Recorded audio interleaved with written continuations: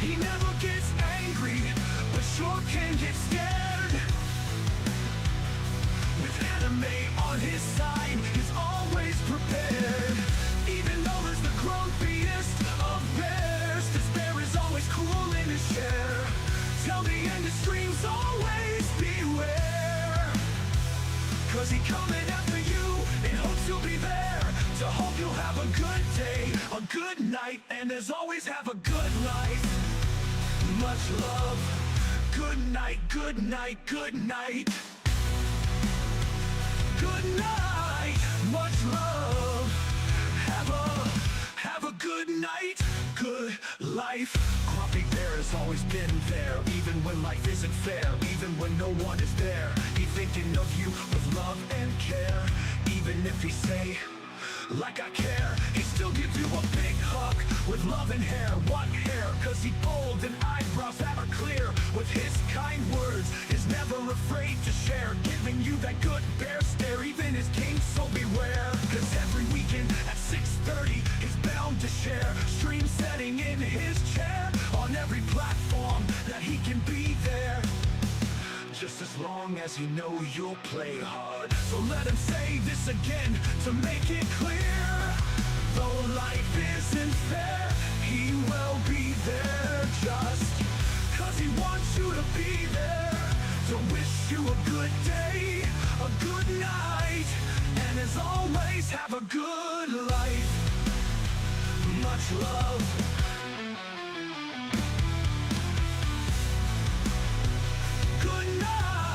Much love. Have a good night, good life. To my desk. What is it with you? And what is with these animals in my fucking desk?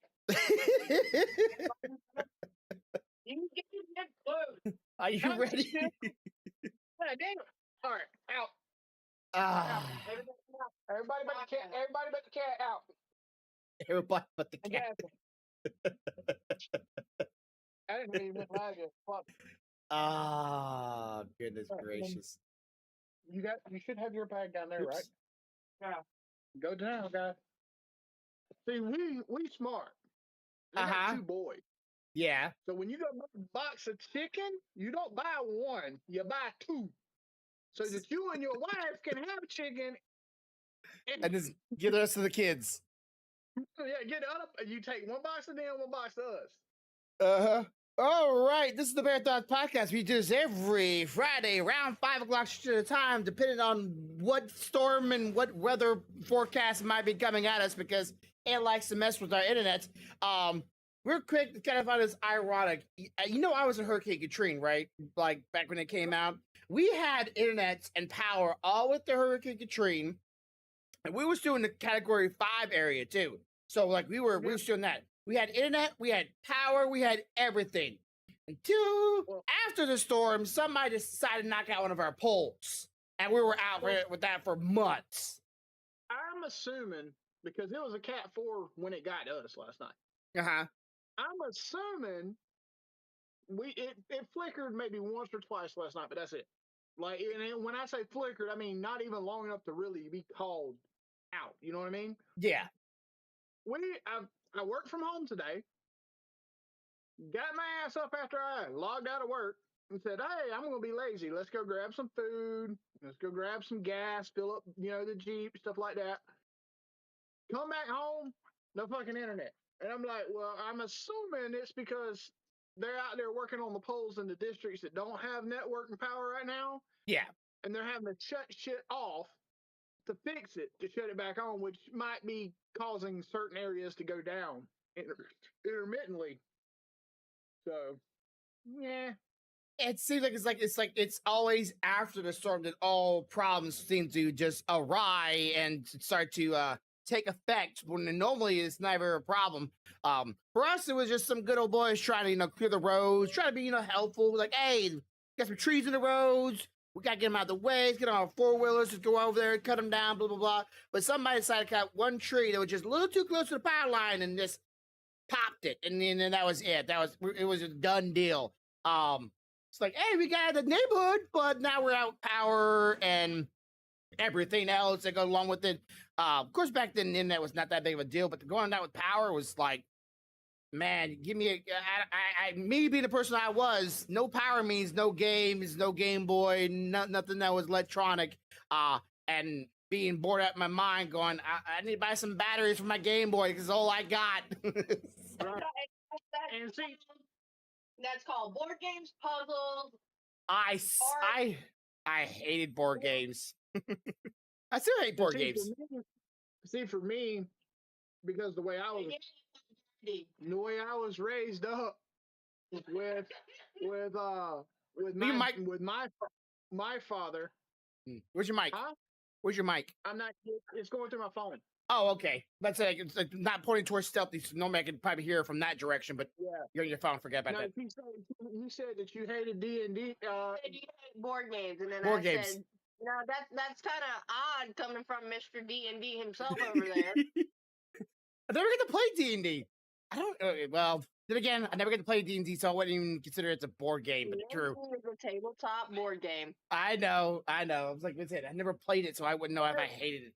It's like if your power got knocked out and everybody was sitting around a table with candles and y'all were rolling fucking dice and doing like a scary D&D session. Yeah, my mom would not have been down for that. She's a Christian woman through and through.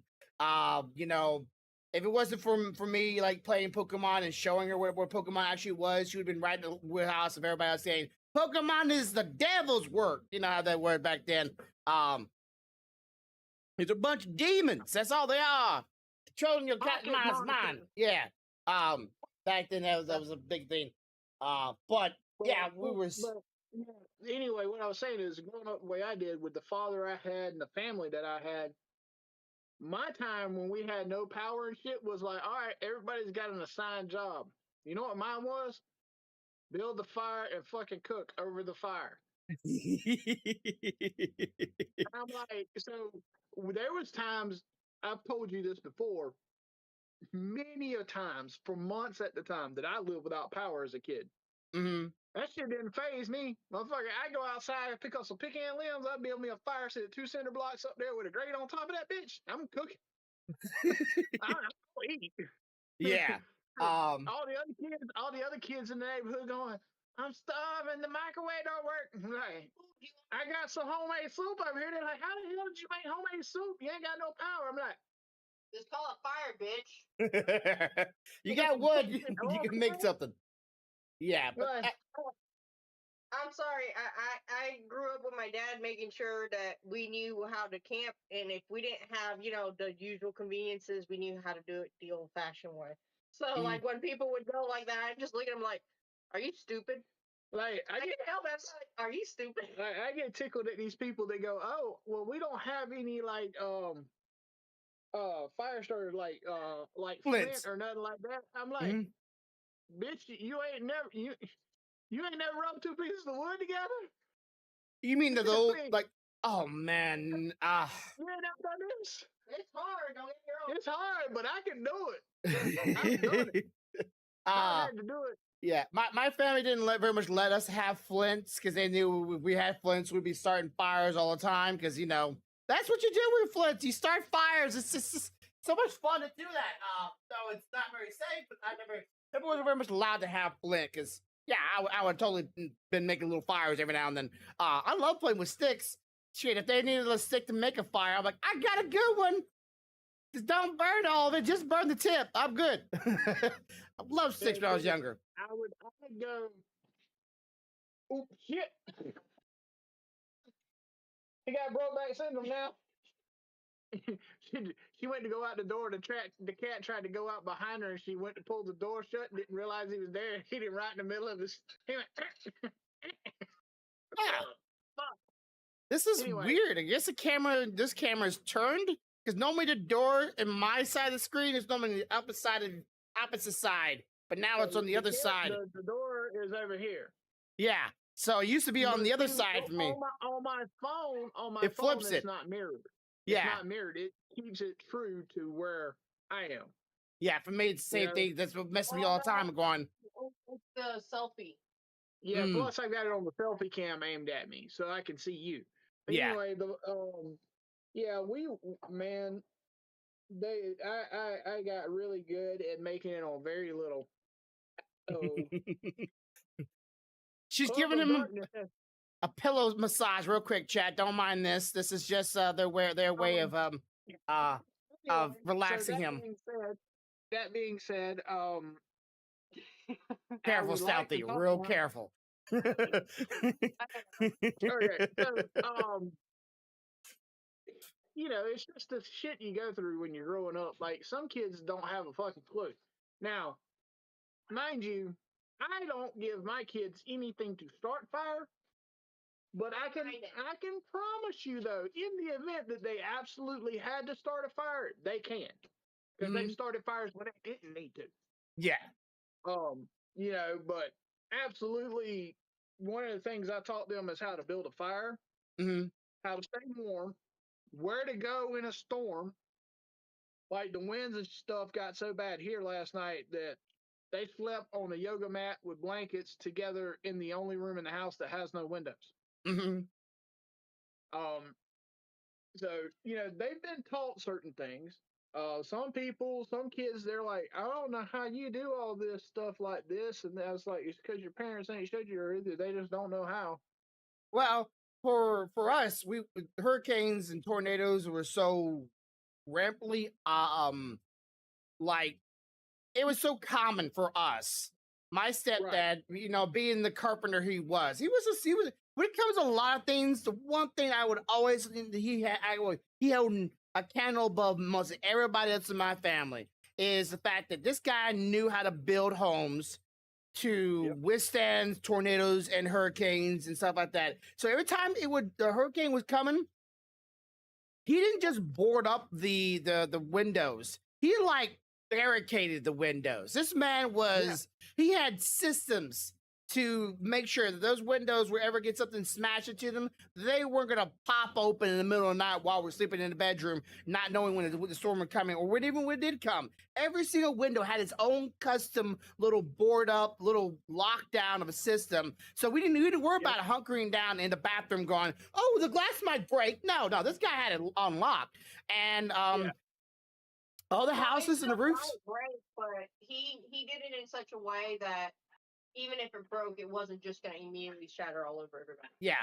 And then like even the roofs, like he had so many connectors to each other to try to, and only thing we had to worry about is maybe losing a shingle or two, but that was easily replaced within the day if that ever came about. But he had foundation of house protection down to a science for him, and that was Yeah. always comforting for us that we know that even if we were down, tornadoes and hurricanes coming, we were good for the most part. But Sounds like my grandfather and my uncle because they did that shit all their lives too. Like, I can promise you right now, if a fucking storm hit and you're inside my uncle's house, you're fine. Matter of fact, you may not know the shit actually happened because of the way his generator system is set up. That bitch Mhm. has a point like a 2-second delay from kicking over from Actual power. state power generator power. Hmm. And the way he has, like you said, he built custom frames to fit inside each window that had also um how would you say it braces in the frames and shit, so that each window had their own. He wrote on that damn board, this is this window, this is this window, so you couldn't mix them up because they was all different. Yeah. And you lock that shit down, son. You'd be sitting in there, storm hit, power would blip 2 seconds, and your movie wouldn't even skip. And you still be watching the movie, and the fucking cows are flying by and out there in the yard, and you're just like, don't even know shit. Because that's how they built shit. Hmm. Like I was always amazed because like I remember the first time I seen them dig out a footer and foundation system for one of the houses that we were building in the family. Yeah. I know what the code is, okay?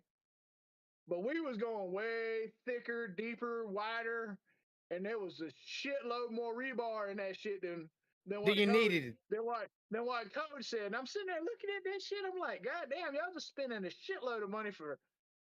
Then my uncle walked around. He's like, let me explain something to you, boy. He said, you know, the reason why we didn't die when that tornado landed on top of my fucking house in '99? It's like, why? He said, because of this kind of shit right here. Yeah, you He over. said, the only thing that got destroyed on his house was the fucking carport, and that's because, well, the carport has a giant fucking door, so wind's gonna get in there. Yeah. You know? But other than that, the rest of the fucking house was like, you ain't touched me shit. I'm still here. Yeah, like I'm trying to think back in my younger years in my childhood when I lived in our house, our last house back in the Mississippi. I don't remember like our carport or our windows ever like banging or anything like that. Like he had them such tightened down that no wind could get behind him to actually pull them out of the windows or smash them out or in the car or in the carpool area. I don't think that shit would have happened to him either, but it literally sat down on him. Yeah. Like on him. Like the fucking barn was over there. The horses were over there. You could see like the radius of where it touched down, and the house was like right there. And you're like, what the fuck? But yeah, the only crises I've ever get to see because our windows to or not windows, our back doors. I remember this specifically during Hurricane Katrina. We had these two back doors that go both to a back patio. And this was like our nicest house I've ever lived in. And like I said, most of the time we grew up poor.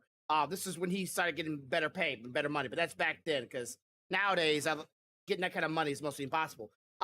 So we had like these double paneled windows with the shader in the middle of them. I'm sure you've seen before, right? You can literally pick them up. So he didn't board up those windows because they were double paneled, and he didn't decide to board them up. And I'm just staring out the window during the Hurricane Katrina, and I'm seeing a pine tree bending all the way down, literally slapping the floor, the top of it, not the side, like the top, like a high five on the ground, just slapping the shit out of it. And I'm just standing there going, I didn't know they were that bendy.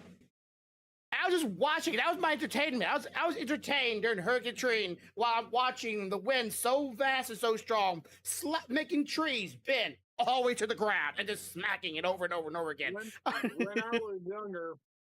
When I was younger, I think I might have been 4, somewhere around there. We lived in a block home. Block home. The whole damn house was made out of cinder blocks and concrete. Mm-hmm. Okay. And fucking hurricane hit, and they boarded up every window except for one little window.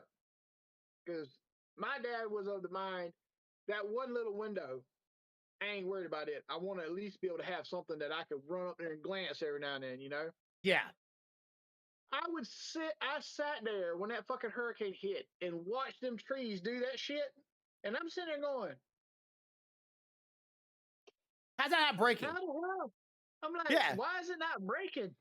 Like, you think roots will come up or snap? You think to yourself, like, if you hook up a heavy piece of equipment and start pulling a tree like that, it usually breaks over, right? Yes. So why the hell is the wind not breaking it when it's out there clapping the ground, you know? Yeah, like I'm thinking like any moment that tree's about to come out of the ground, gonna go flying across the yard, gonna go smash into something. I'm thinking like, okay, that tree's gone. But there was just one tree. This is like all the trees in our little yard that we had. And it was just like all of them were pine trees, and they were just like, no, we're not going nowhere. I'm like, God, those roots are strong. But I know for a fact if I took, somebody took it, like you said, pulled the tree down with some equipment, it would at least snap somewhere. Just snap where and just go. But luckily, we had none. We had branches fall. Just a couple branches in the yard. Literally, we walked outside. Only damage we had was maybe 1 or 2 shingles and a couple branches. I'm like, I gotta pick up the damn things up. Great, thanks tornado. Thanks hurricane. Love it. I gotta go do yard work. Yay! The only ding we have in the Jeep body is on the hood, and it literally come because of a fucking branch. And when Michael hit and fucking broke a branch off and hit my damn hood. Clean up. Now I park the cars out at the road during storms. Mm. You were mad because we couldn't park your Corvette up Yeah, dude, I was paranoid as shit. I couldn't move my Corvette last night because it already started pouring and it needed a jump because I hadn't drove it in a few days. Yeah. I was like, fuck, I can't jump it in the rain. This motherfucker's sitting here, he's goddamn trees. I'm like, I swear to Jesus, if I get up in the morning and my car is running, I'm cutting every goddamn tree in the next tri-state area down. Correct me if I'm wrong, but weren't you planning to get like or make a little carport for your vehicles, a little Yeah, I just driving hadn't carport? done it yet. I So, hadn't like, done it yet. what are you gonna do to make sure that thing don't go flying off next time there's a hurricane or tornado coming around your way? So, two things to that. One, the only thing you could do is anchor the frame. So you're going to need to dig about a 2 to 4 foot deep by 2 foot wide hole everywhere the foot touches, and fill it with cement with rods, with threaded rods in it. Yeah. The thing is, he wants it portable. There, he's not going to do that. So that you can sit down over it and bolt it down. It'll still be portable because you can unbolt it from the cement and take it off somewhere else. But if you want to do that, that's what you're going to do. Mm-hmm. I'm not planning to put up nothing that's so damn expensive that it can't be replaced from a storm. Yeah. Because if a storm pick up one of those things, it's gonna go flying across the neighborhood and hope you don't got nobody leaving behind you, because they're the first things that's about to find out how heavy this machinery or how heavy this carport is. Yeah, I already seen what happens when a fucking storm picks up something. I watched on a camera because when the tornado hit my uncle's house, he had outside security cameras that were battery operated. Yeah. I watched on the footage where it picked up a 40 by 40 foot steel horse barn and tossed that bitch 3 acres over into the middle of a goddamn. Nah. It went right into the pecan grove that was adjacent, and then every one of those pecan trees, I watched them all get uprooted and laid on their side. And we're talking about trees. We're talking about trees 75 to 100 years old. All of them just laid the fuck over. Well, that's something I'm worried about. The trees live around us. We got some really pretty big, thick. I can tell they're kind of old trees.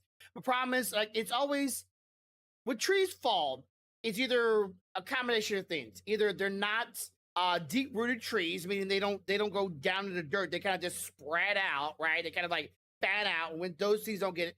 And then if the moisture is so heavy in that area, or that rainfall was so bad that the moisture just gives away and the tree's just too heavy. It's just gonna just go, yeah, because all the branches are growing on one direction of the tree or not, because no one ever trims their trees anymore. Everybody just goes, yeah, just let it grow. Yeah, too, it starts growing in one direction because that's where the sun's setting and rising. Is getting the best sunlight in this direction, so the trees will start leaning in that direction. And when it gets wet, it's gonna fall in that direction. So I'm worried that someday that direction might be my house. I don't really know, but like I really want to go. Like, hey neighbor, can we like trim that tree? I know it's on your land, but I don't want to let it on my house. But I don't know if it's a deep rooted tree. That's the thing. Like, I can't really go digging on the. I'm not a tree expert to go like, oh, I know that's a maple. That's a southern whatever. These pecan trees, the root systems width-wise, because I can't remember depth, but I know width-wise, they're wider than probably half of this damn room that I'm sitting in. Mm-hmm. The branches are in diameter. Okay. Mm-hmm. No, I'm talking about the whole system together. If you spread out a circle around the tree, that's what I'm saying. They'd be like this. They fan out. The pecan ones, they are as far reaching as the branches are. They are at least that long. Yeah. Longer. So if you look up at a pecan tree and you see that it's sticking out 6 feet this way and 6 feet this way, the roots are going 6 feet that way and 6 feet that way at least. It laid an entire grove of them over. Just lay over. Yep. I'll be getting a truck, pulling them back up. Either. So if they're gonna go down, they're gonna go down. Well, they're not gonna bend. They're gonna fold over. What they ended up doing is, because I don't know if you know this, but there's a big market for pecan wood for smoking and smoking food and stuff. Well, yeah. They die. So since they knew that they weren't going to be able to stand them all up in time to save them all to continue to harvest pecans off of them, they sold them all to a company that cuts up wood like that for smoking and made a nice little chunk of change. Mm-hmm. So I bet they did. Actually, at one time when I was younger, this was back in my teen years, I worked with a guy that had a cutting grass for a living, and he also cut logs. Actually, cut logs for a period of time. It, like back then, mind you, and I was totally on the radar. I was totally like, this was again. I was a teenager. I did this for a couple months. I was making like $21 an hour back then. Yeah, just cutting wood. My dad used to cut wood too. This guy Out in the middle was, of the fucking wood. and this guy again, back in the early 2000s, around 2024, 2004, 2005. I was doing this. This guy literally showed us his bank account. He literally had over $1 million in his bank account. And you know what this man lived in? You ever seen, like, okay, better expression. You ever seen one of those, like, large carports where just nothing but a slab of concrete and a, like, large enclosed carport? This metal all the way around? That's what he lived in. No insulation, like, just slab of concrete, there's walls, that's what he lived in. A guy made over $1 million cutting grass and cutting wood, and he lived in a house like that. No walls, no separation. He had a kitchen, he had a bathroom. That was it. Everything was wide open. And I'm like, man, back then in 100 million, he had over $1 million. You know that most lofts are like that. Like in big cities, when you go up there, most big open lofts, they don't have separate walls. You walk in and you just got a big ass space. Over here on the left, you might have a sink and area for like a stove and shit on this wall. And you may have like a one little walk-in closet as you walk in the door, but everything else is open, including where your damn toilet, toothbrush, and all that shit sit.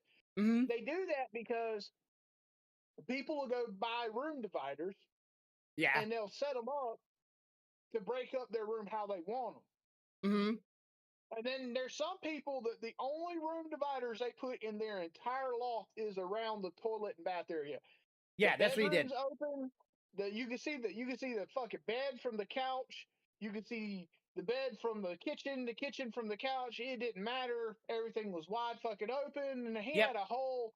They've got a whole one side if they're lucky, and they're on one of the side profiles of the building. They'll have a whole fucking side of glass where they can just look out at the city at night and shit. And and you're just like, yeah, I could see this man. The roof was like had to been like as high as a basketball goal. Like you could not touch the roof at all. Like you couldn't. It had to been well over 12 feet, maybe 20 feet up. I'm not exaggerating. It was way up. You can see all bare metal. It was just all open.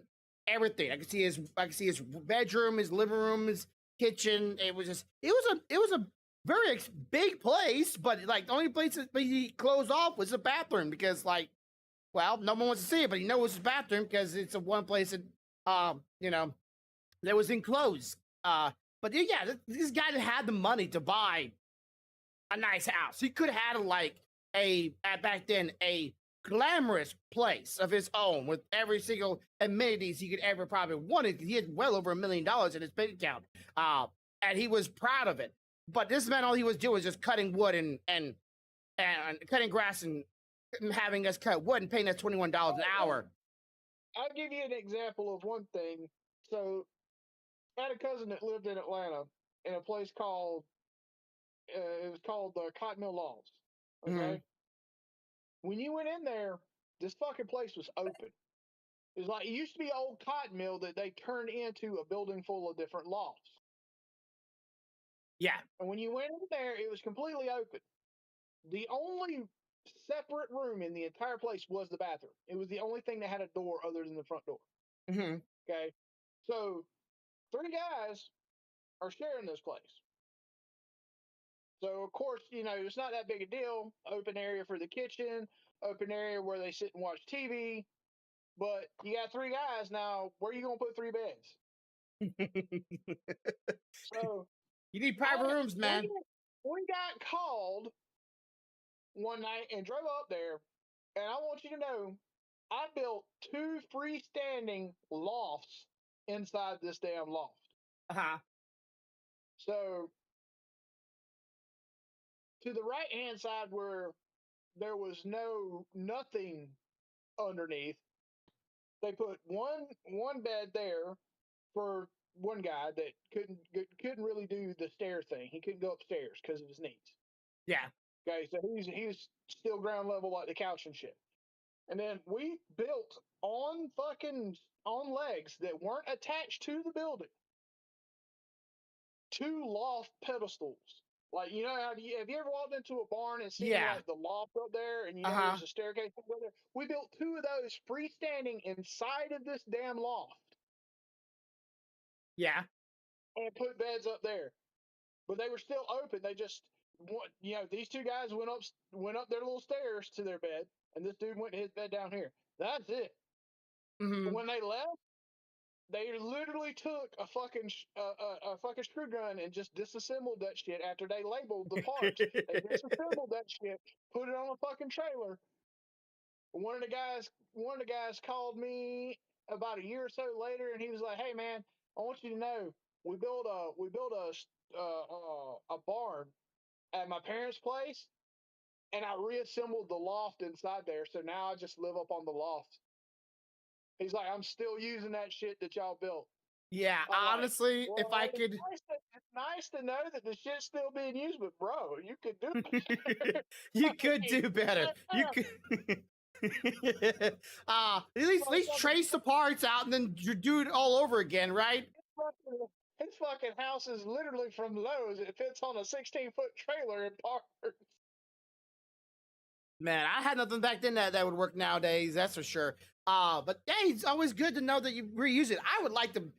We actually, me and my wife are looking into, because as you well know, we would like to someday have our own small little business. I'd like to have a small business where I can live inside of the business as well, because a lot of times in some states they don't allow that kind of stuff. So it's kind of nice to like, oh yeah, we have a bar, and I live above the bar. Like that's it. Yeah, like that sounds. Where we live out here, they allow it. They allow it. That's good. There's places on our main downtown old town where they still have bricks to drive over. Yeah. The classic part of town. Uh-huh. They've got, how you got those shops? They're all lined up in a row. Mm-hmm. Yeah, yeah. You go through there and you're looking, and every one of those shops, when you go in the bottom, it's just a shop on the bottom. But when you stand outside the building, you're like, why the fuck is this building so tall? Yeah. Come to find out, most of them live right above their shop. That should be allowed. I don't see why you couldn't do that, because that's just so much better. If you're a business owner, you're right next to your business. You don't have to go nowhere. You can be there if someone try to break in. You can use the same power, the same electricity, the same utilities. And when during your business hour, just like, hey, this is how much water and how much electric I use during my business hour. Put that on my taxes. You don't have to do that. Technically, even like I know one of the girls that has a business downtown that lives above her shop. She has two separate circuits. She has her circuit for her business and her circuit for her personal area upstairs. Yeah. And that way, she writes off her business expenses easily because it's different from her home expenses. Yeah. But I mean, you can do that. And then, of course, you get one place for all your shipping of your items. You can be there at all hours and receiving the items, you're shipping out or receiving items for your business or for your personal self. I don't know why some states don't allow for that, and I've always been of mine. It's just more practical. I think some states look at it as a hazard, and the reason they look at it as a hazard is in some places, it's more common for a business to be broken into at night, or if there's a storm or something, for them to to to rate it, or whatever you want to call it, Yeah, and if you're living above it, it puts you in harm's way. I can see that. Yeah, I can totally see I that. think I think I think that's why some states won't allow it and some states will. And I get that. I mean, totally, because if somebody was breaking into my shop to steal something from my shop and I'm there, I now become a threat to them being caught. Hmm. So I am in danger. Whereas they're also in danger because, well, I'm not the hillbilly that's going to call somebody until after I've shot you. But Well, I used to my wife when we first got together. She used to work at this like Subway like sandwich store, right? It wasn't Subway, but it was like a Subway like style. You could also buy chili yeah, there, salads. It was a nice, it was a semi nice place for the food. The food was actually really good, but they had this like really big open like wonderful not crawl space, open like attic, right? And it was all wooden floors and it was nice and cool up there. And I'm going, this had to be where somebody used to live because you can get up there and it was wide open, easy where you go, and you go downstairs. And I'm going, if I could live in this building, and I had a sandwich store downstairs, or I had any kind of like restaurant downstairs, you best believe when I got hungry, oh, I'm going down there. I made me some food. I got a nice oven. I got a nice grilled top. I got food down there that I use for my restaurant. I'll go down. I'll make me a sandwich anytime I want to. Heck yeah, yes please. Cause see, that's why I couldn't be one of those people that owned a business that had like a 3D printing shop below it, or a billiards shop below it, or an mm. arcade, or a bar, because the only time I'd ever go upstairs is when it's time to go to bed. I can totally see that. I'm flipping the TV on. We got a stove up here, but it ain't as nice as the stove for the shop, baby. Yeah, they had like the flat grill top down there too. And if anybody's ever clicked on a flat grill top, grills and barbecue grills are great, but like you can cook so many different things on a flat grill top. You don't need no pan or nothing. You just slap it on there. That's the very reason I love my Blackstone, son. I go out there and fire that thing up. I can have freaking eggs, bacon, and hash browns on this side and a T-bone on that side, and it don't give a shit. Yeah, it was really nice. The food again was also really good. It's a little pricey, but it made sense. It was a step above Subway. And it comes to quality, I would say. But the guy that owned it was elderly man, but he was a complete dick to his wife, to his kids, to his dude was a dick all around. Because of him, I couldn't have my own wedding. I didn't get my wedding because of him. My wife's wedding or our wedding, and we couldn't have our honeymoon because of him. We have yeah, we didn't have a wedding or a honeymoon. And it was already paid for too. Already paid for, scheduled months in advance, and because of him, he would not let my wife get off work. We couldn't do it. We never got a honeymoon. We never got a wedding. Well, hey, listen, my wedding was literally in the front yard of my grandfather's at the farm, and my honeymoon was a trip to a place I already had I already had a ticket to go to. So, I mean, if you want to talk about it, yeah, we didn't have a honeymoon either. Matter of fact, here's what's worse: we videotaped everything we did at that place, and the fucking camcorder got stole while we were there. Wow, that is great. Memories gone. What's that person get out of that? Yay, I can look at somebody else's happiness and joy while I try to fill in the void of my depression by stealing stuff from someone else and then buying and selling it off for a few measly dollars that I'm going to be gone, to be gone within a day or two. And you're going to realize, man, was that really worth it? No. And here's what's worse. Okay, so this was when the fucking Xbox Connect was in beta. Okay. Okay, so when we went, they had fucking little trailers set up where you could go in and demo what an Xbox Connect would do. They had it all set up. You went into the little trailer and you did. We had video of all that shit. Yeah. Gone. Fucking gone. Yeah, that stuff would have been cool to see, even to this day, just seeing, how it was back when that was first getting started. I think it saved me a little bit with my kids because then I would not now I don't have to get to hear the jokes of Dad, you're so old, you were around when they baited that the Xbox Connect. Yeah, but say like, man, just thinking about like, oh yeah, You were making me feel old a while ago. You're like, yeah, when I was a teenager, 2000 such and such, cutting wood, and I'm like, fuck, I was getting out of college then. sorry. I was a teenager in the 2000s, so. Hey, when was I a teenager? I was about to graduate high school at that point, so that's what I say. 2004, 2005, I was starting to do that. So, and I graduated in 06. So, oh shit. I wasn't even a teenager in the fucking 2000s. I was a teenager in the 90s. so that means you were an adult in the 2000s. I'm old. Okay. Oh, you're better, sweetie. I was 3 when you were 2. That's okay. Just remember, we are both getting older. Yes. When I hit the 40s, we can have a celebration. Take your old ass on a trip before you get too old to go with me. Yeah. Oh, speaking of why, when we have our birthday thing going on, I don't know if you want to make sure I can have luggage with me so I can bring all the filament with me, and I can also have something to bring back stuff with me. So we talked about that. So what we're gonna do? I have ideas, but I want to talk about we'll talk to you about it after, but what I'm going to do is we're going to arrange that where you can bring that stuff with you. And I'm actually going to hand you the money for it when you get here. Okay.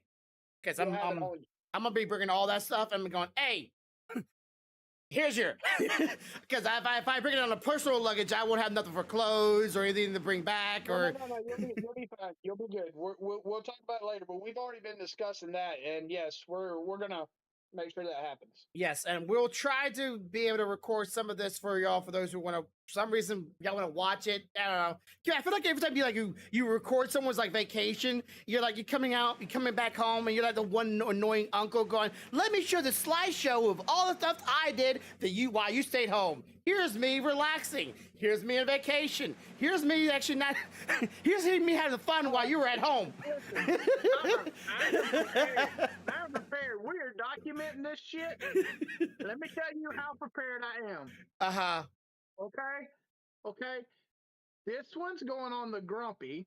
Okay. This one is going on the Corvo. So all you can enjoy the fantastic ride of not being with us. We're having a birthday stream. just in case, waterproof case for the Corvos. Doesn't matter if it rains, if we get wet. I'm prepared.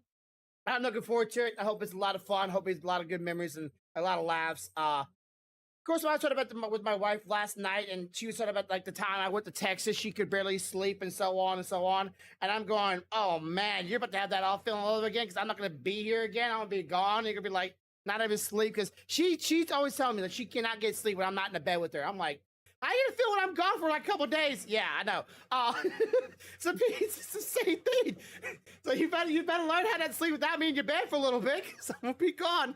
But I'm looking forward to that. I'm gonna tell you right now. One of the things I'm looking forward more than anything is when your ass walks into that damn shop where I bought those dice. I'm gonna get your face on camera.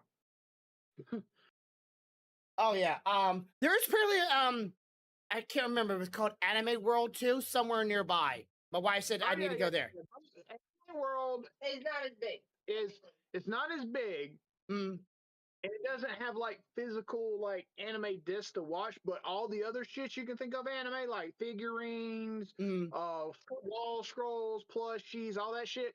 Dude, if you know anybody that you want to buy anime for a birthday gift or anything like that in the future, save your damn money up because I promise you, anything you can think of, you can find in there. That's good. I walked in there for like a total of 5 minutes looking for a specific item, and before I got out there, I'd already seen probably $400 worth of shit I wanted to buy.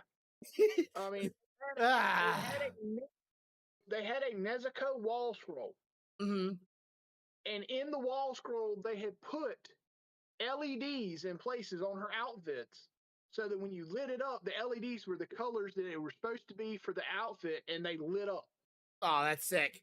That shit was badass. Man, this is the kind of reason why I want an anime store and I want to live above it or beside it, whatever you got below it. I don't care. So I can go out there and go, look, I bought my collection of anime figurines. I don't really own it because it's all for sale, but like kind of like my anime figurines. I want to be able to just look at a display case, going, yeah, you can buy these, but for now they're mine. I get new figurines all the time. That's what I want. I want a small business. A small business. Same pictures I sent you at Gods and Monsters where they literally had an entire case that was almost nothing but Dragon Ball Z figurines. Mhm. Nothing but fucking figurines for D&D, Star Wars, and I'm like, I don't got the money to be here. You're thinking in your mind, how'd they get the money to buy all this? You're not realizing they bought in bulk. Because apparently my wife's what? That's why I can't be a billionaire. Yeah. I walk into a place like that and be like, you know what? How much for the store? Continue working here, and I'm just gonna buy the store, and everything is mine. Mm-hmm. You can sell it, but as soon as you sell it, you replace it. Okay? Yeah. But yeah, we were talking about one of my wife's employees, and she has a small business here in Alabama, and she buys stuff from, I forget, some kind of like this fashion trend website, and she buys items in bulk and then sells them. And I'm going, well, with clothes, that stuff goes out of craze all the time. So like you buy them bulk, and then you buy too many, you sell 2 of them, and you're still left with 20. That would suck. But with me, with anime figurines, they're never really out of style, out of trend. But I will buy like 5 of them, and I'll be like, okay, I'll sell 5 of them, and if there's still 1 left, mine. That was going up, Oh, we still got 2 left. I'll still try to sell 1 more, but this was mine. It's to me, I wouldn't feel that guilty because clothes is. I'm not a fashion trendy person. You can clearly tell, but I really want a small business someday. Of course, I want a YouTube and a Twitch career, but a small business on the side of just anime selling and like making pizzas. Like, I want a place for someone, like you said, remember our little dream that we had, but opening a store together. Yeah. I still want a place like you can have food, you can come play games, you can buy figurines and D&D stuff, and if you want to print something, you can. Like, I want just a dork out place, just a place you can just come out and eat food and hang out. And I don't know if you see that many nowadays, but I think that'd be kind of trendy. Oh, that reminds me, I want to show you. Keep going. I just reminded me of something I wanted to show you. Oh shit, I still ain't got no network. Fuck. Okay. Well, okay, wait. Okay, well, maybe it'll come up between now and then. But yeah, I still would like to have something someday. If I had to hit my 50s before that happens, I'd be that one awkward guy in the store going, wait, you're into this kind of stuff? Yes, I am. Leave me alone. I've been waiting for this a long time. But maybe someday. But what kind of food would you sell in your store? Like, let's play a little scenario here. If you can open up your own store, you got a little food store on the side, what kind of food would you want to be like, okay, I'm okay with smelling this and tasting this every day, the rest of my life? For me, it had to be pizza. Like, I love burgers, I like tacos, but pizzas. Pizza's okay. I'm good with pizza, but I also like wings. I like I like bacon cheddar fries. Stuff like that. I can do. That doesn't bother me. I can do that daily.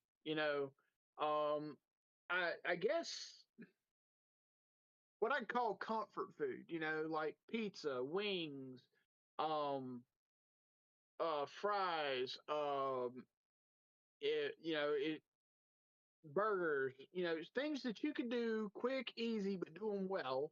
Mm-hmm. And be comfortable. I think the idea behind like something like wings or something like that is the fact that they're quick. You can make them kind of quick. You can get them wet or dry. Yeah. And there's something that let's say for instance we had like a place where people that don't have consoles can come rent an hour on a console, right? Yeah. Well, I wouldn't fuss about somebody buying like a basket of wings to munch on while they're playing their game, or a basket of fries, or a slice of pizza, or something like that, because it's not something. It's something that you can manage. You know, it's not gonna. You don't necessarily have to make a mess to eat it. Yeah. You know. I just just something about a pizza place. I love pizza. I really do. Um, just thinking about it, baby, just brings me like such a nice vibe. And of course, my wife's like, oh, well, we need like a food inspections, and we need a health inspection, and we don't need to have all these things on the side. And she's like, I don't want to be hassled with that. Like, I'm okay with it, right? I could just have employees, and I'll be the one like owner, that comes to store, comes to work every single day. And while I'm making pizza for people, because I'll be happy making it, right? It wouldn't be a problem with me. I'll make pizza while I get to enjoy everybody else enjoying the same thing I enjoy. Something about like watching people enjoying something that you enjoy as well is so gratifying that I don't think a lot of people can have very much, because there's always self gratification. And that's kind of where the idea come from when I was telling you about the 3D print part of the store was, yeah, you can come in and I can tell you about the printers, I can sell you a printer, but I also want to offer like a little class in the back about, hey, printer 101, this is if you're working with this model, these are typical temperature settings, this is typically how you level your bed, this is typically how you configure this, that, the other, because I want to see them enjoy it too. Mm-hmm. You know, Build upon I'm it, not gonna say that I wouldn't be above taking a commission every now and then to make something for somebody. That would be fun too. But the thing about that part of it is there would have to be a catch-22. They would have to understand it would happen at my pace, not at theirs. Yeah. It'd be like a car dealership. The one thing that will turn printing, and I'm sure into something that you won't like, is if you're having to keep to a timetable. Oh yeah. Mainly because you don't always feel like getting up and doing it. And True. you're not always gonna have shit work out right the first time. Yeah. So like I just found out, and I think I figured out what the problem was with that filament. The reason I hadn't been able to run it, the melting point on that filament is higher than most of the other filament that I got. Yeah. So when I run it, it's technically only 5 degrees above what it says the minimum is. Which means it's not staying hot enough all the way up to keep it from solidifying and clogging up the nozzle. Okay? All right. So if I bump the temperature up, which is something I was planning to try to do until a hurricane decided to come see me, I think if I can bump the temperature up a little higher, then it'll work. Yeah. Yeah, that shit that happens. You never know until you do it. Yeah, it's just like the perler beads yesterday. Like certain perler beads melt at a different temperature, so if you're not paying attention, they like the pink melts way faster than the brown did because they're a different color. For some reason, they take different types of temperature of heat or the exposure to heat, which can mess up because this thing looks pretty on camera, right? But it's ugly in person. And it's same thing with filament. Stealthy said that has a lot to do with the dye and the pigments in the dye. Different pigments, different dyes require different temperature. Yeah. So, because of 3D printing, that would be. I'd be like, hey, every time you buy one, like you buy a printer, I offer you a little class. Like I offer a little class, give you a rundown how to run it, how to use it. I'll show you in the back if you want me to. I'll show you the program, and I'll give you quick run through. I'll take like maybe 10 minutes, 20 minutes of your time, and you be at the door, and until you get home, you're off to the races. But if you want an advanced course, we can do an advanced course on Tuesday at 3:00 p.m. to about 4:00, and give you a good rundown of everything. That's just a small business. But again, would that be considered a small business if you want to do all that stuff? I don't know. What's like a small business? Like you have to be outside your house. Considered a small business from the standpoint it's a small business because we're not a department store. We're not the size of fucking Walmart, Okay. You don't walk 200 yards to get to the other side of our store. Okay, so here's a thought. If you were to start this kind of business, would you want to branch out and make other stores like it in other locations? I think that would depend on how well we do over the first 5 years. Mm-hmm. Five Okay. years growth. What most people don't realize in most businesses, the first 5 years tell you kind of what you're looking at clientele wise and stuff like that. Because it usually takes about 3 to Yeah. really get established for people to know who you are, know your product, know what you're doing, what you're about, and then that's another 2 to weed out people that are just periodic versus your normal clientele. Mm, Okay, if you're at the end of year 5, if you're still making significant profit versus at year 5 you're kind of starting to go downhill, then it might not be a bad idea to look at opening another location. yeah. Um, but again, that's also, do you want the headache of managing 2 locations? You know, Gotcha. is that something you're going to put up? You want to put up with? Do you want the headache of managing employees at 2 locations? Um, my philosophy would be, if I'm doing good, if we are comfortable, we're making money to where we're comfortable, I'm Hmm. going to stay with one shop. And the main reason for that is I don't want to. I already know, if you're trying to do some 3D printing, some food, some anime stuff, you're trying to do all that at one time. That's a handful. Yeah. Okay, if you're managing all that product plus maybe having to have an extra hand or 2, that's a lot. Hmm. And then if you go and double that shit, now you got a whole lot. You know, Yeah. unless you're going to do what some people do and step back totally and say, okay, I'm hiring people to run both shops, and Hmm. I'm only managing those 2 people. Gotcha. Everything else is below them. You know, the tier system. Hmm. But still, it. There's a point where it stops being enjoyable and starts being really, really hard work. You know, Yeah. I wouldn't want to turn something that I want to enjoy doing and make money with into nothing but hard work, because then Yes. I would lose interest. Yeah.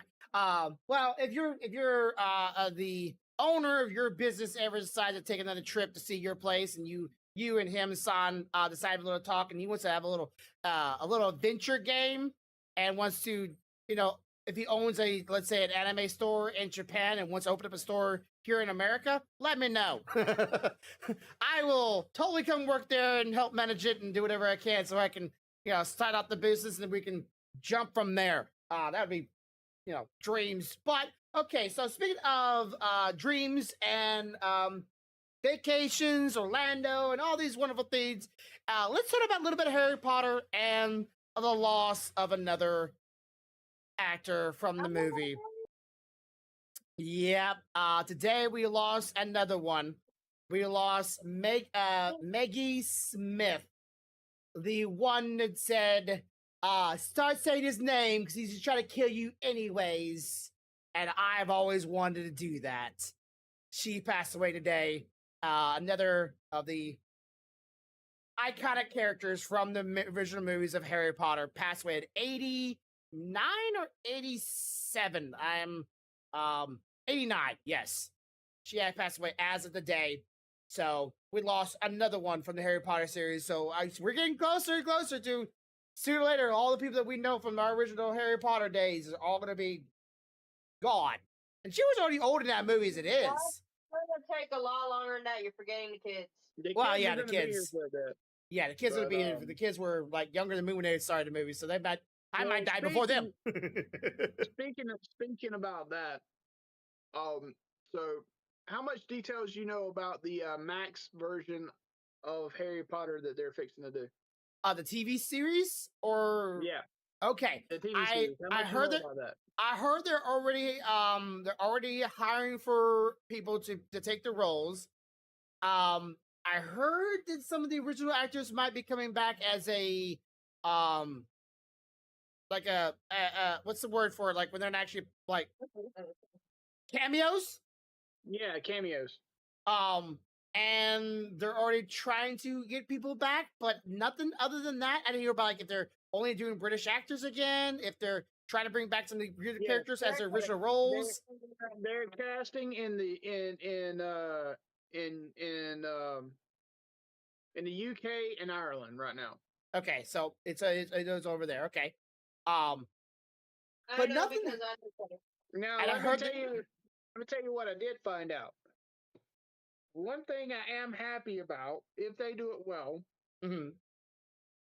is that take this shit. Okay, so let me finish my statement. One thing I'm happy about is they're gonna take each book and make it a season. Good. Okay, so what they're gonna do, that means instead of having an hour 30 of a book where they're having to really, really condense it down, you can get probably they'll probably do, I would guess, between 12 and 20 episodes a season. Mm-hmm. And they're averaging 45 minutes at 12 episodes. That's like triple the time they put into the movie for each book. You understand? Yes. So And more there's a lot details. there's a lot more room for us to see a lot of stuff that was left out in the books for the movies to be inserted again. So that, if they do it well, I am very happy for. Yes. I am curious about who they're going to cast though, because I think I believe that non-known actors could do the jobs really well. Mm-hmm. I'm more worried about if the characters themselves are going to be able to physically exude each character. You know what I mean? Like, is the kid that they're casting, he may look like Harry Potter, but is he going to be able to be Harry Potter? You know what I mean? The young lady they may end up casting as Hermione Granger. She may look like Hermione per the book's description or whatever, but can she, Or like the movie, depending on which way they go. right? Or can she exude Hermione? Is she going to be able to pull off that character? That's the concern I have there. Always. But for the most part, if they stay as true to the material as they can, understand what I said, as they can, because I understand it's going to be still condensed because it's still a TV series versus a book. So there's going to be some things that they're going to have to tweak a little to make it work. I understand that. But if they stay as true as they can to it and they get people that can really pull off the characters, I can see it being a very good thing. Oh yeah. Just like I can also see if if someone was to cast them solely because they look that way, but they can't really pull the character's personality off, then it could be terrible. Yeah. Absolutely terrible. All right, so what's this your wife is showing you? All right, so I'm gonna read it. It says the 5 stages of eating what? Eating edibles. Okay. Step 1. Stage 1, not high. Stage 2, not high. Stage 3, still not high. Stage 4, I got ripped off. Stage 5, take me to the emergency room. Yeah, Here's your picture of who it is. Yeah, I can see that. That happened to me before. I've told you I went to someone's house before. And we had snacks, and at first it wasn't a big deal, and then later on it's like whoa, and then we threw up. It got real quick. You're like, man, I'm not feeling nothing. Let me have another one. And another one. No, don't do that. Did that one time, I'm good. It's like the drop on the tongue situation. You read 1, but you dropped 2. Yeah. Don't Um, do that. yeah. So, okay. And one more thing. You remember the company called Sweet Baby Inc? Yep. We talked about this a couple weeks back. So one of their employees thought it'd be a smart idea to have a little like seminar, little talk online, and have a little slideshow beside them. So the camera, like we are, right? Camera one side, slideshow of words on the other side of where you are, right? Right. And one of their slideshows, I thought was just great. And I want to read this off to you of their initial goals and what they want to do in video games. And I just want to get your thoughts on what their goals are. So, cool. Why am I here? This is why the person is here. This is their goals for video games, right? We want cooler stories, cool stuff, right? Good. We want a safer world. Everybody wants a safer world. This one right here is where it got me. Burning down gaming industry to the ground. They want to burn the game industry to the ground. They want to destroy it. And they got to. Okay. And the reason why they say they want to do this is kind of like the same reason why they want the Quentin Tarantino director to end his career and stop and all of his movies. The same guy that made Kill Bill, both 1 and 2, Django Fett, Purple, or Pearl Faction, Pulp Fiction. Sorry, Inglorious Bastards. You know, movies like that, really good, just fun movies. Yeah, they also want to end that kind of stuff as well. Just get rid of all that stuff and video games in general. That's their goal and mission in life. And I was just taken aback. It's like, how are you in the game industry and you want to burn the gaming industry, and you put it at the same level as Quentin Tarantino to make some great movies, and you want that guy to just end himself and all of his movies. I'm going, are you? And say this in a better way. Are you fucked? Just think you could just come and just like, hey, I want to make good video games, and I want to destroy the industry while I'm here. Why? And you do it online, and you record it, and you show your little slide, you talk about it. It's like, if anytime you don't want to make yourself look like a villain, this is the time. I don't want them to destroy the video game industry. I like it for the most part. I think the video game has a lot of good games. A lot of them are old games, but you know, and this is me. I don't know the whole story, but if I had to make a educated guess based on what you told me, sounds like somebody feels like they ain't getting the recognition they deserve, so fuck everybody. That's what it sounds like. Because I mean, they work in the industry, right? But they want to burn it down. It sounds like to me they feel like something that they did should have been recognized more highly. It wasn't. Their butt hurt, and now they're gonna take the arms and bitch about it.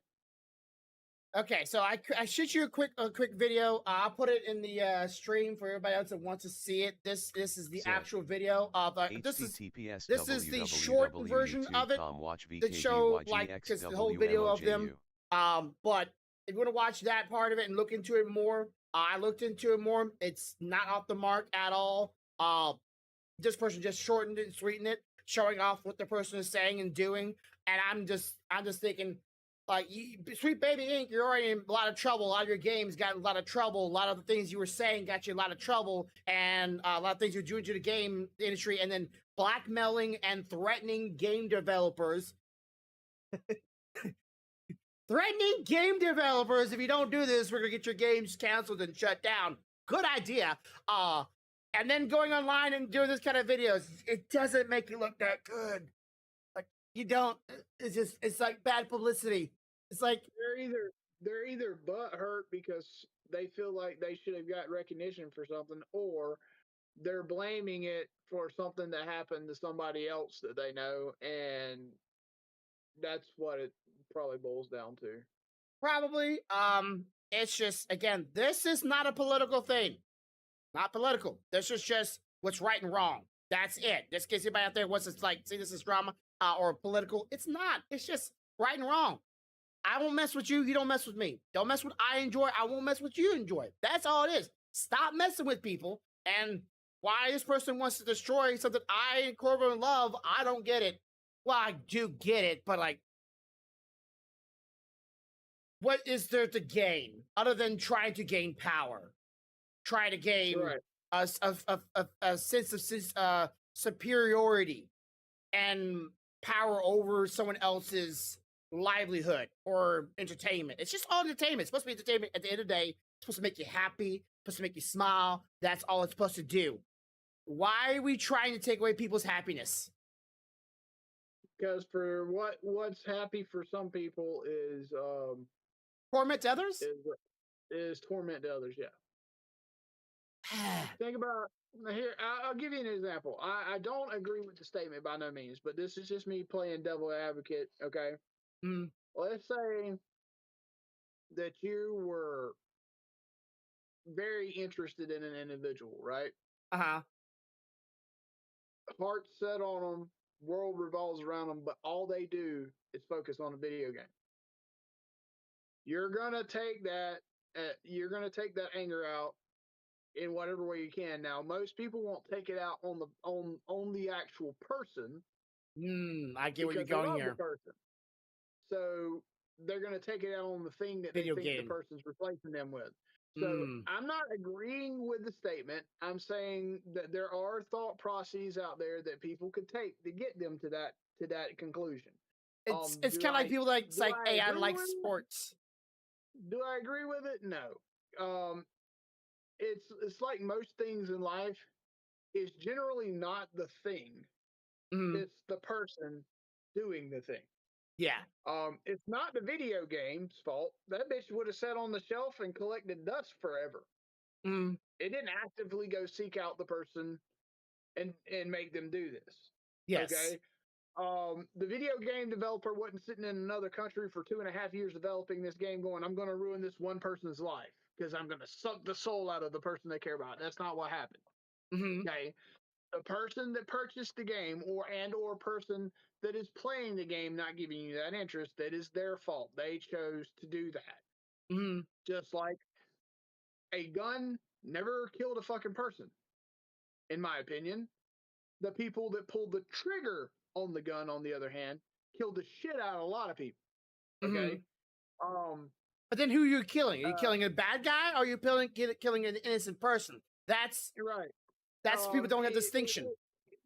It's like watching TV. A TV never caused anybody to walk next door and kill anybody. The person watching it might have misconstrued what they seen and went and done that. Mm-hmm. You know, inanimate objects don't control you. You choose to do certain things with those objects. Yes. I.e. Coke bottles in emergency rooms. I mean, you know, but you know, I mean, at the end of the day, you know, it's like this thing right here. It's like this wand. This is a replica of Snape's wand, right? Uh-huh. Now, this wand ain't never hurt nobody. But if I decide to grip it like this and jab it in someone's ear, all right, I hurt that person. Okay, mm-hmm. The wand didn't do it. I fucking did. Yeah.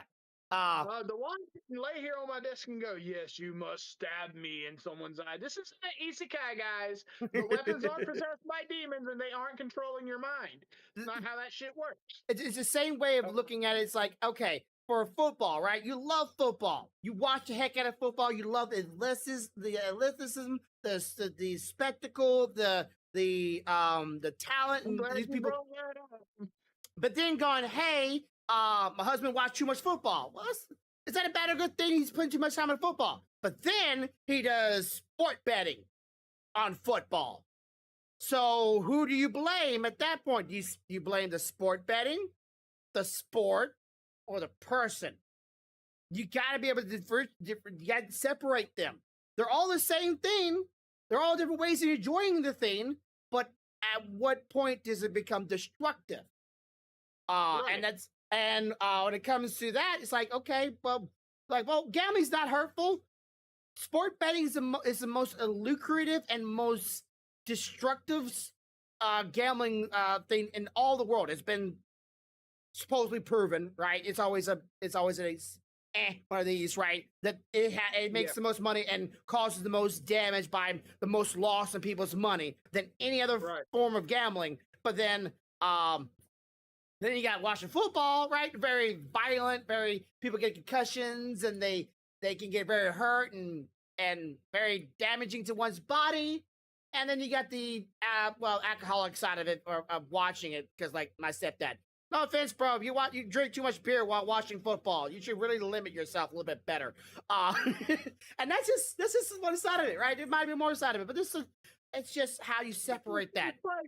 It's like vehicular homicide. Mm-hmm. An angry martini. Okay. It's an angry martini. Okay.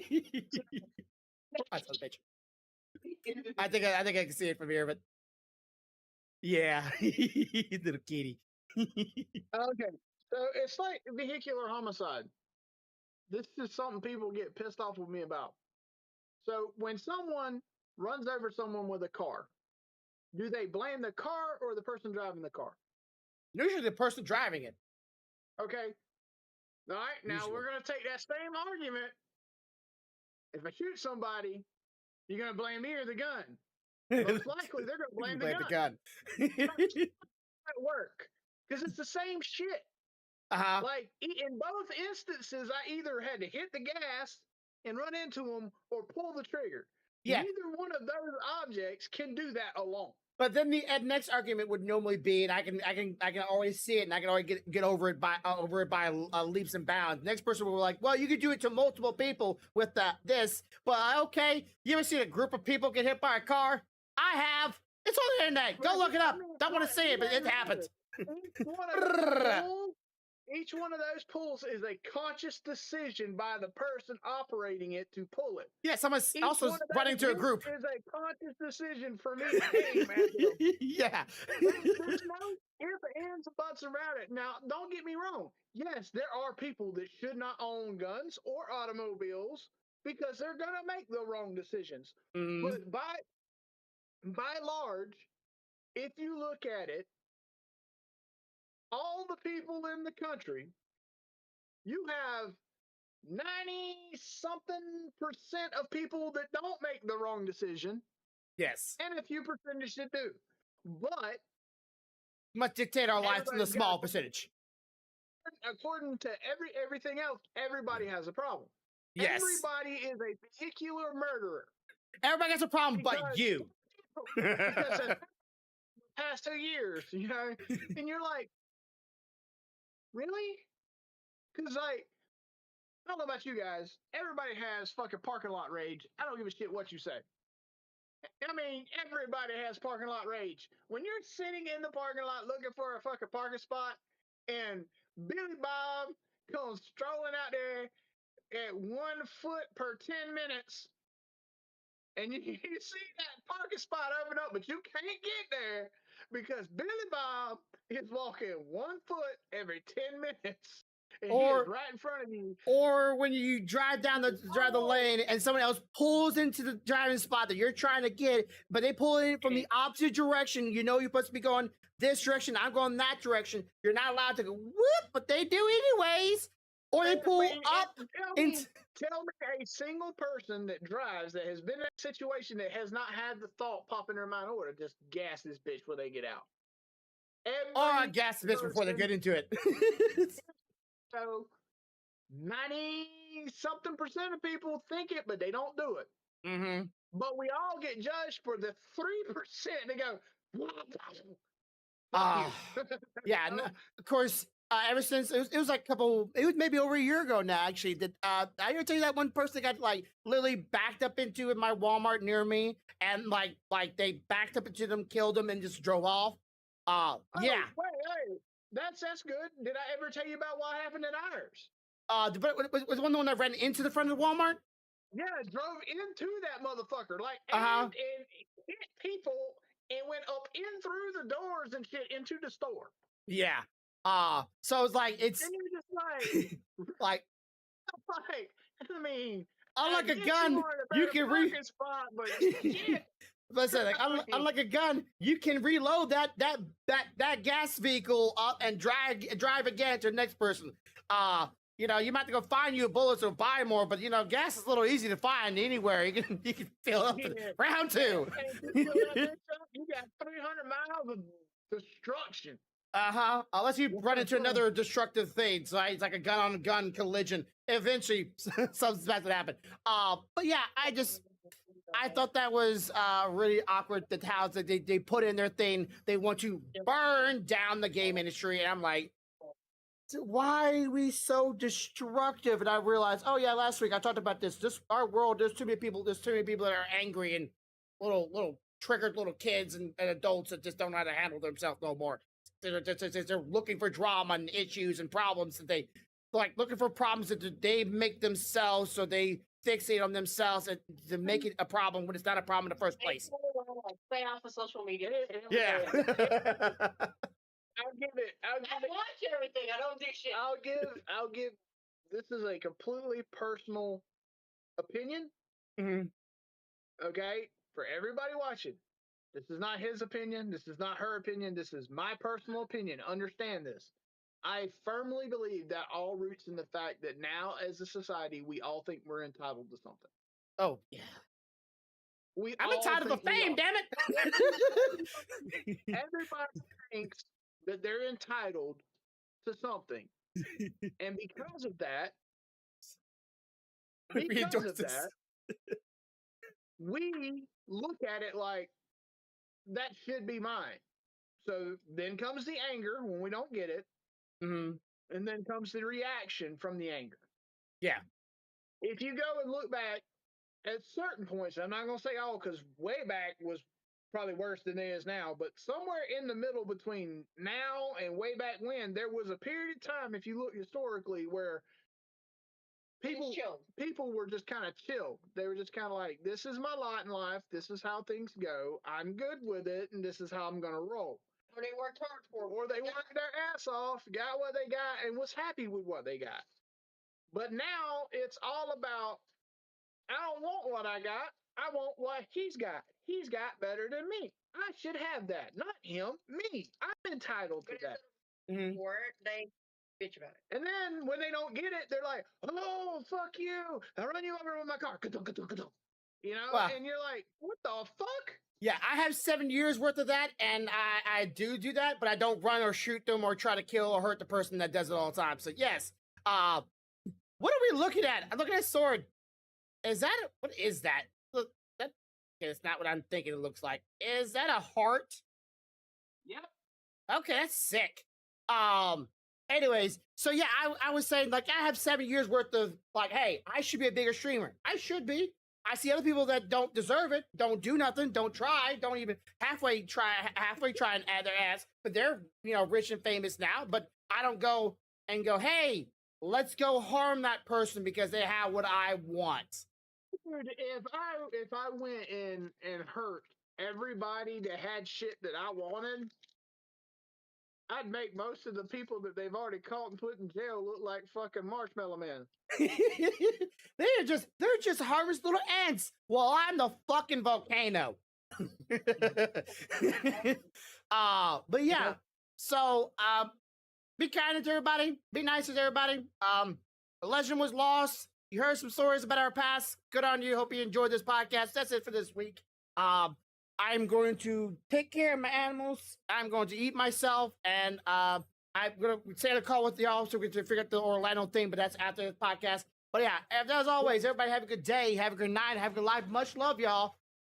Bye. Bye, guys. 1, 2,